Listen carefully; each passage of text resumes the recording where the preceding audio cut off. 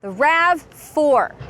We have accepted that name for this car from Toyota since Nirvana and Beanie Babies in the mid-90s. Now, I know what that means. Recreational active vehicle. The 4 means it gets power at all 4 corners. Okay, that's fine. But I happen to think I'm smarter than Toyota.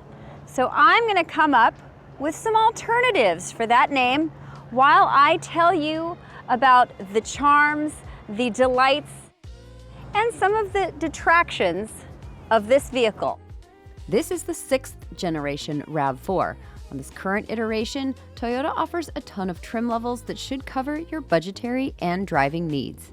The RAV4 takes its powertrain lead from the Camry, meaning Toyota's gone all in on hybrid technology. You can no longer get the RAV4 as a gas-powered vehicle. New RAV4s come with a 2.5-liter 4-cylinder hybrid engine. There is a plug-in hybrid powertrain too, but we don't have that, so we'll do a separate video on that one when we get it. But back to the regular hybrid 4 now. When it comes to powertrain and how it drives, I would say it runs acceptably valiantly. Look, you're up horsepower. For the front-wheel drive, you're getting 226 horsepower. When it comes to the all-wheel drive, 236 horsepower. That's much more substantive feeling than in the previous model. And yeah, you definitely feel it on the road. Certainly, it's more power than before, which is a great improvement. It feels peppy. You have no problem making quick acceleration decisions. The RAV4 gets more gumption, and I am always on board with that. However, when you really put your foot into it and you get going, you can hear that gas engine really kick in. It's not really a pleasant sound. Ooh, raucous auditory vocals. Look at, I'm just coming up with them all over the place. Handling and ride comfort are pretty much what you would expect. And when it comes to the drivability of their cars, Toyota has pretty much nailed this. The steering is light and approachable.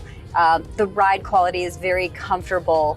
The brakes actually feel quite natural, and even for a hybrid, that's kind of hard to achieve. So I really do feel like they have nailed that part of the equation. So how about we call it road agreeable verified? And because it's a hybrid, your fuel economy will also make you relax and smile. Front-wheel drive models get a 43 combined MPG, and all-wheel drive versions get similarly excellent numbers with 42 combined. Higher Limited and XSE trims take a bit of a hit at 41 combined MPG, and the Woodland Edition with its added off-road ground clearance gets 38 combined miles per gallon. Maybe the road trip affordability Victor is a little bit better because those fuel economy numbers are some of the absolute best in the segment. When it comes to exterior design, I'm gonna call this realistically abiding visage. Because here's the deal. We still know when we're looking at this that this is a RAV4. So they haven't departed so completely from what it originally was. If you take a look at it, you see that this floating roofline design language is still here, even though it does get a little bit boxier when it comes to the rear end. The front gets Toyota's hammerhead nose and slim headlights. It also gets that cheese grater looking front grille, although some are blacked out while others come body colored. Overall, if I had to say it, I would tell you that the RAV4 seems a little bit more sophisticated than it was before. So how about refined, amiable variation? The interior, and maybe hear me out on this a little bit, I think it's kind of giving ruggedly accented visually because it has kind of this blocky look to it, kind of in like a, I don't know, Tetris kind of a way, right? The base model gets a 12.3-inch digital gauge cluster and a 10.5-inch multimedia screen. You get wireless Apple CarPlay and Android Auto, dual-zone climate controls, and smart key with push-button start. Those features come standard across all trims, including that base LE. If you move up to the SE, you get 18-inch black sport alloy wheels, that body-colored grille, heated front seats, and some interior stitched accents. The XLE Premium gets a height-adjustable power liftgate, soft text trim front seats, and wireless charging. The Woodland comes next on the trim walk, and that's Toyota's Adventure Seeker's choice. You get an extra inch of ground clearance, some all-terrain tires wrapped around 18-inch gray matte metallic alloy wheels, some integrated fog lights from Rigid Industries, a tow hitch, and all-weather floor mats for easy cleanup. The Woodland comes with all-wheel drive standard, as do the trims above it. That includes the XSE, which offers buyers 20-inch wheels, a power tilt and slide moonroof, synthetic suede trimmed heated and ventilated front seats, as well as a 12.9-inch infotainment touchscreen and a foot-activated power liftgate. Top-of-the-line limited trims add a 9-speaker premium JBL audio system, dual wireless phone charging, and a panoramic glass roof with the power tilt slide moonroof. Yes, that is a lot of amenities, and I love that Toyota's throwing a lot of stuff in there, but I would be remiss if I didn't talk a little bit about the quality of the materials in here. And I'm going to say that, let's call it Rich Appointments Vacuum. There is a lot of plastic in here, a lot of this black injected stuff. And I am gonna say this, I was a little bit wrong about this thing, this dual side console here. When I first took a look at this, I thought it was just super cheap that it actually like fell out. But this has a purpose, and this is kind of cool. And I like this. I'm not sure how many people are actually going to use it, but that's not for me to judge. I like the functionality of it. The problem for me is it does feel very inexpensive. So that's one area where, especially this is on a limited trim, and it does have some nice materials in here, but on some of the lower trims, you're not gonna get nearly as nice of quality. So just a ding. Now, when it comes to passenger space, even though it's a compact car, it's surprisingly accommodating.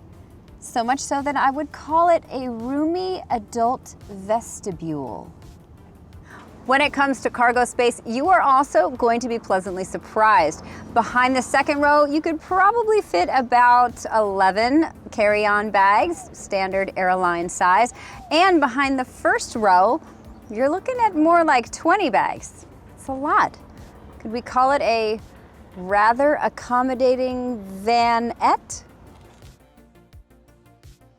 Toyota also endows the RAV4 with some excellent safety features and driving assistance.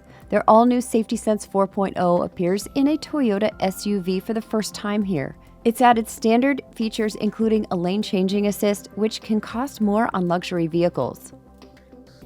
Those systems are remarkably smooth operators.